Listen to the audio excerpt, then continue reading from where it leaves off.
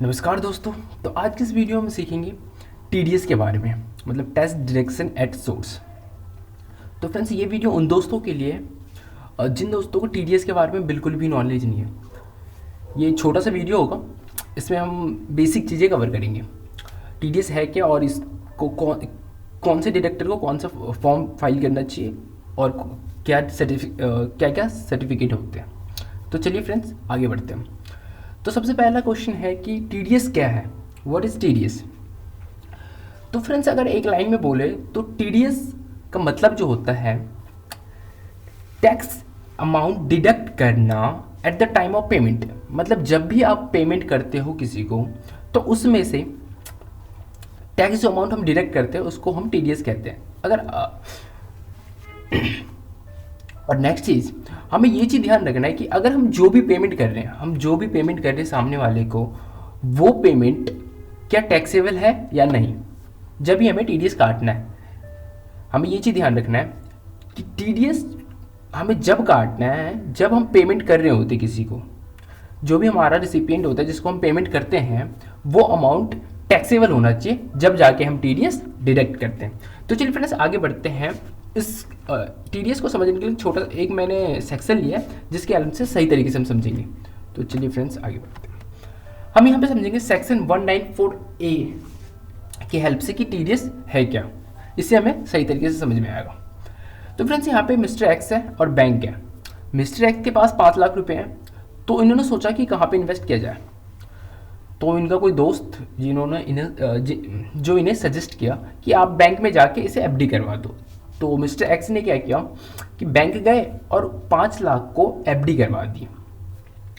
तो बैंक ने बोला कि सर जी एक साल बाद आना, फिर आपको एफडी पे जितना भी इंटरेस्ट हो मैं दे दूंगा आपको। तो आफ्टर 1 ईयर ये बैंक गए। बैंक ने इसको क्या किया, इसका जो एफडी का अमाउंट था वो प्लस जो इसका इंटरेस्ट का अमाउंट था, उसमें से टीडीएस माइनस करके जितना भी अमाउंट हुआ इसको पे कर दिया। मतलब इनका 5 लाख था एफडी अमाउंट, और इनका जो टोटल इंटरेस्ट बना 45,000 रुपये।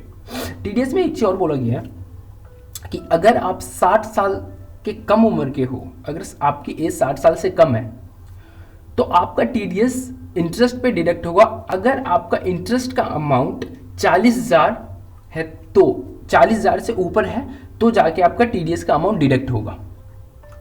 अगर आप 60 साल से ऊपर हो तो आपके इंटरेस्ट के अमाउंट पे टीडीएस जब कटेगा जब 50,000 से ऊपर हो। तो यहाँ पे देखिए फ्रेंड्स, मैंने एक वर्किंग बना रखा है। एफडी अमाउंट इनको पूरा मिल गया, प्लस इंटरेस्ट में से टीडीएस माइनस करके इसको दे दिया जितना भी इसका बना। तो फ्रेंड्स, यहाँ तक हम समझ गए कि टीडीएस किस तरीके से काटता है। कि बैंक ने क्या करा कि इनका जो भी एफडी अमाउंट था वो तो इनको पूरा दे दिया, और इंटरेस्ट का जो अमाउंट था जितना भी, मतलब 40,000 से ऊपर होना चाहिए अगर आप 60 साल से कम हो तो, और उसमें से जो भी टीडीएस बना इसने डिडक्ट कर लिया। अब जो बैंक का अगला काम है कि ये जो टीडीएस डिडक्ट करा है, तो ये क्या करेंगे, ये जो टीडीएस इन्होंने डिडक्ट करा है इसको डिपॉजिट करना है गवर्नमेंट के अकाउंट में। जो कि ये डिपॉजिट का इनका जो डेट होता है कि अगर आप इस महीने काटते हो, मान के चलते हैं हमने मार्च कह रहा हूँ मैं, जैसे कि हम जिस महीने भी काटते हैं टीडीएस, हमने जिस महीने भी हमने काटा, उस महीने के अगले महीने के 7 तारीख तक हमें टीडीएस डिपॉजिट करवाना होता है गवर्नमेंट के अकाउंट में। तो चलिए फ्रेंड्स, अब आगे बढ़ते हैं हम कि कौन से डिडक्टर को कौन सा फॉर्म फाइल करने हैं। तो सैलरी के केस में अगर आप सैलरी देते हो अपने एम्प्लॉयज़ को, तो आपको फॉर्म 26Q रिटर्न फाइल करने हैं। अगर आप अदर देन सैलरी हो, अगर आप अदर देन सैलरी पे डिडक्ट करते हो टीडीएस, तो आपको फॉर्म 26Q फाइल करना होता है। और टीडीएस हमें हर क्वार्टर में फाइल करना होता है। तो अभी आगे हम देखेंगे।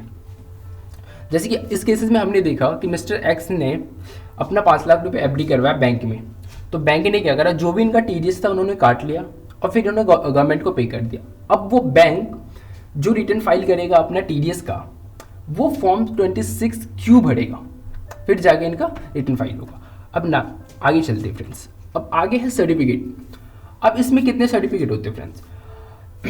टीडीएस के 4 सर्टिफिकेट होते हैं, form 16, form 16A, form 16B और फॉर्म 16C। फॉर्म 16 और 16A तो अभी हम डिस्कस करेंगे, और B और C जो फॉर्म है ये हम आगे की वीडियो में डिस्कस करेंगे। तो फॉर्म 16 होता क्या है? फॉर्म 16 जो है ये सैलरी पर्सन के लिए होता है, मतलब आप एक डिडक्टर हो, आपने सैलरी पे टीडीएस डिडक्ट करा, तो आप अपने एम्प्लॉयज़ को दोगे सर ये लीजिए आपका टीडीएस का सर्टिफिकेट, जिस पे सब कुछ दिखा रहता है कि इस पे आपका इतना टीडीएस कटा है और इतना टीडीएस कटा है, ये सब लिखा होता है।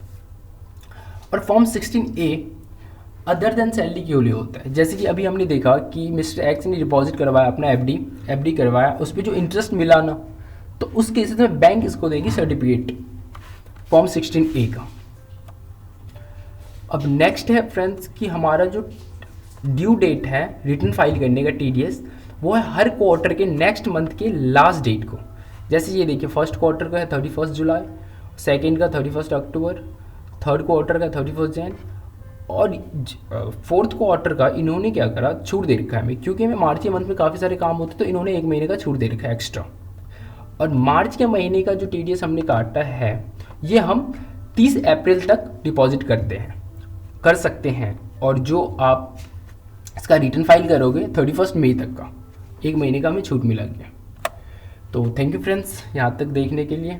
और फ्रेंड्स आगे हम वीडियो बनाएंगे हर एक सेक्शन पे टीडीएस का, तो प्लीज़ इस वीडियो को लाइक कर दीजिए और सब्सक्राइब जरूर करना, ताकि आगे जो वीडियो हम अपलोड करेंगे आप तक पहुँच जाए और आप उसे सही से अच्छे से समझ में आ जाए।